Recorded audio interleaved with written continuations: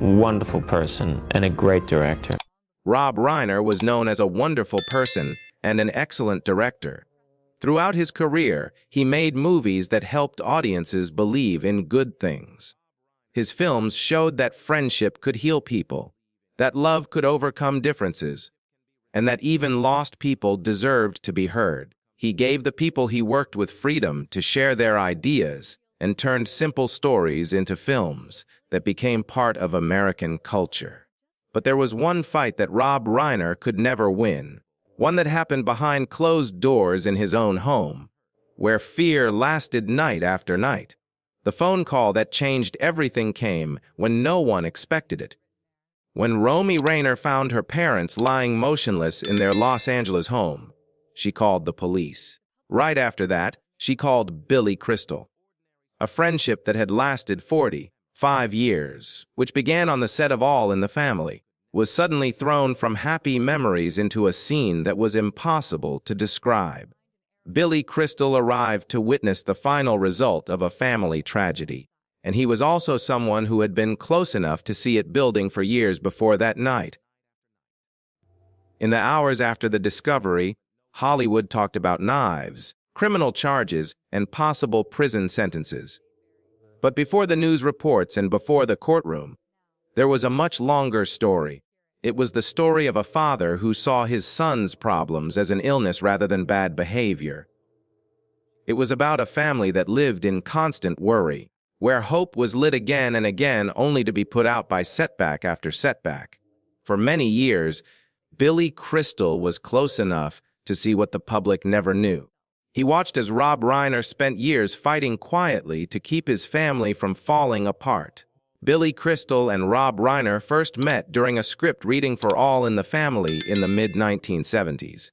Norman Lear introduced Rob Reiner as that week's guest actor. Billy Crystal, who was still very young then, had been cast to play the best friend of Michael Stivic. Nothing in that moment suggested their connection would last almost 50 years. On screen, they were written as friends. Off-screen, they quickly became exactly that. The scripted arguments left no hard feelings once the cameras stopped rolling. Instead, a natural rhythm emerged between them. They had long conversations and shared jokes that required no effort. That friendship didn't end when the show wrapped. They played baseball together, called each other to complain about work, and shared the normal tiredness that comes with life in entertainment. When Billy Crystal left New York and moved permanently to Los Angeles, Rob Reiner was one of the few people who made that change feel less strange. They didn't need to be constantly in each other's lives. They just needed to know the other was always there. By the time they made When Harry Met Sally, their relationship had long gone beyond being just colleagues. The film moved with an ease that was almost invisible, because neither man needed to prove anything anymore. Billy Crystal gave Harry a distinctly everyday quality, funny but guarded, while Rob Reiner knew exactly when to let dialogue carry the moment and when to allow silence to do the rest. When they sat side by side at the first screening, holding hands as the theater erupted in laughter, it wasn't just a victory of fame. It was proof of a belief tested over time. They understood each other without explanation. Because he had walked alongside Rob for so long, Billy Crystal knew more than just the brilliant moments. He understood the parts of life that never made it on screen, where laughter and worry lived together, and where Rob Reiner, before becoming a film icon, was a father carrying fears he never spoke about out loud. Rob Reiner's reputation was built slowly through consistent choices. All in the Family brought him success and awards, but he sensed the limits of being in front of the camera and began shifting behind it. This is Spinal Tap created a new form of comedy. From there, Reiner showed a rare ability to move across different types of films. Stand By Me explored childhood and memory. The Princess Bride turned fairy tales into wit and feeling. A Few Good Men placed moral tension on a legal scale. These films earned trust through character and choice. What friends say about Reiner lines up perfectly. He was generous when working with others and willing to give others the freedom to do their best work. Each Rob Reiner film feels like a promise. Audiences can enter the story and feel respected. But there's one place where that belief doesn't follow the rules of cinema: the home. There's no script, no life-saving edit, no perfectly timed laugh to ease the tension. Those close to Rob Reiner describe his family with a phrase that seems contradictory: warm yet tense. Warm because they love one another. Tense because something invisible always hovers in the house, keeping everyone cautious, as if peace were only temporary. At the center of that tension is Nick Reiner. Nick's story isn't a shameful secret. It's a reality well known to those around the family. He has a long history of addiction, with cycles of getting better and falling back, as if life were broken into short segments, each one forcing a restart. When people hear the word addiction, they often imagine a choice. But in the way Nick describes it, it feels more like an invasion. He has spoken of a voice in his head that appears without warning. A small, familiar whisper sweet enough to make him forget every consequence. The way Nick fights it sounds chilling. He doesn't beg himself to be stronger. He simply looks at the facts. He recalls every time he has listened to that voice and how the outcome was always bad. Zero, he calls it. There has never been a single time it truly worked out when he let go. Yet addiction isn't only about chemicals.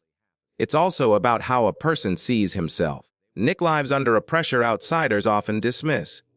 They call him a spoiled rich kid, using wealth to invalidate pain. As if money cancels the right to collapse.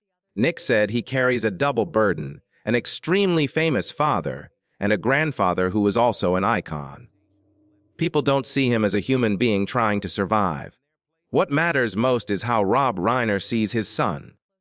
Nick matters more than anything that could ever happen to his career, Rob has said. He never thought about whether his son might damage his public image. Nick is his son, and he loves him. At some point, Rob Reiner understood that loving his son was no longer a matter of faith. He sees addiction as an illness, something that distorts judgment and cannot be defeated by disappointment or anger. The Reiner family became trapped in questions with no correct answers. When do you push for treatment? When do you step back? Where is the line between helping and accidentally enabling the cycle? Nick Reiner went through 17 separate stints in treatment. Each entry into rehab lit a new hope. Each setback forced the family back to the starting point. The cycle stretched on year after year, wearing down strength and faith. Meanwhile, Rob Reiner tried to preserve normalcy for his other children. He maintained shared dinners, holidays, and family routines, not to deny the problem but to protect the remaining threads. In 2015, Rob Reiner and Nick Reiner worked together on a film called Being Charlie. The film was written out of the very cycle their family had lived with for years. Nick co-wrote the script. Rob directed. Nick has admitted that he and his father never truly bonded when he was young. They loved each other, but they didn't share a language. Being Charlie emerged when both men understood that if they didn't find another way to communicate, they would continue talking past each other. On set, Nick felt closer to his father than ever before. Being Charlie became a shared language, a space to face a truth they both knew. But the film didn't break the cycle. It was a pause, brief and fragile but real. On the evening of December 13, 2025, Rob Reiner and Michelle Singer Reiner attended a private gathering at Conan O'Brien's home. Conversations scattered naturally. Nick Reiner arrived with his parents. He moved between conversations. There were moments where the social flow stalled briefly, not enough to be called an incident, but enough to create a sense of something off. An argument is believed to have occurred between Nick and Rob. Rob and Michelle left the party early. Nick stayed a while longer, then left afterward. From Saturday night through Sunday afternoon, the Brentwood house gave no response. For a family used to tense silences, that absence didn't immediately feel wrong. It only became frightening when it stretched too long.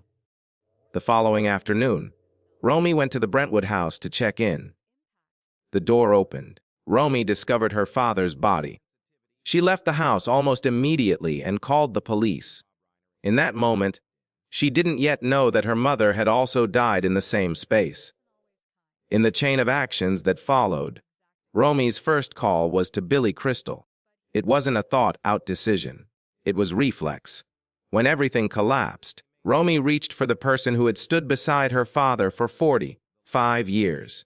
Billy Crystal came to the house under circumstances no one would ever want. When he left the scene, his devastation was visible on his face. A few days later, Billy Crystal shared a line from It's a Wonderful Life. Each man's life touches so many other lives, and when he isn't around, he leaves an awful hole. For Billy Crystal, that hole had a real shape. Calls that would no longer be answered. A friendship once kept alive by unspoken understanding, now without its counterpart. After the doors of the Brentwood home closed, the story was pulled directly into the light through law and media. The Los Angeles County District Attorney confirmed that Nick Reiner was charged with 2 counts of first-degree murder. The weapon was identified as a knife. Under these charges, Nick could face life in prison without parole. He was denied bail and placed under suicide watch at Twin Tower Correctional Facility. While Nick was cut off from the outside world, close friends of Rob Reiner began arriving at the house. Larry David was there. It showed how deeply the shock had affected the comedy and film community. As the case entered the justice system, questions arose about Rob Reiner's estate.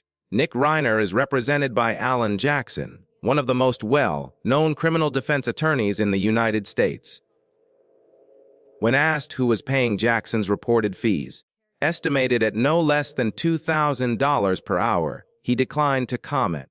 Publicly available information indicates that the defense costs are currently being paid from the estate of Rob and Michelle Reiner. This detail pushes the case into a particularly sensitive legal area. California's law says that if a person is convicted of intentionally killing their parents, they are blocked from inheriting from the victims. But until a final verdict is reached, the estate remains in suspension. During that suspended period, the father's legacy is being used to fund the legal defense of the son accused of killing him. The Reiner family arrived at a consistent position. Nick must receive the most complete defense possible, not to deny the charges, but to avoid an outcome they believe would be even worse, a lifetime in prison rather than treatment in a mental health facility. That decision reflects exactly the way Rob Reiner had viewed his son for many years. To him, Nick was not only legally responsible for his actions, but a person with a long-standing mental health condition. Media coverage quickly split in 2 directions. One side framed it as one of the most serious criminal cases involving a Hollywood family in decades. The other focused on numbers, $200 million, the estate. But for those who had known Rob Reiner in private life, the center was never money. It was a family tragedy that had grown beyond the protection of love, and now had to be processed through law. From this point forward, Rob Reiner was no longer remembered only as a director. He became the center of a story he had spent his life trying to keep away from his family. A story with no uplifting dialogue, no warm resolution, only consequences and a legacy pulled into the very outcome he had feared most. Rob Reiner believed in dialogue. He believed that people could find common ground without harming one another. His films were built on that belief, that friendship could redeem, that patience could soften difference, that a person is not defined only by their worst moment. In his private life, that belief was tested in the harshest way possible. This story becomes a tragedy more familiar than people want to admit. When illness, love, responsibility, and law collide, no one comes out without loss. There are no clean choices. Billy Crystal once quoted, "It's a wonderful life. Every life touches many others, and when it disappears, it leaves a hole."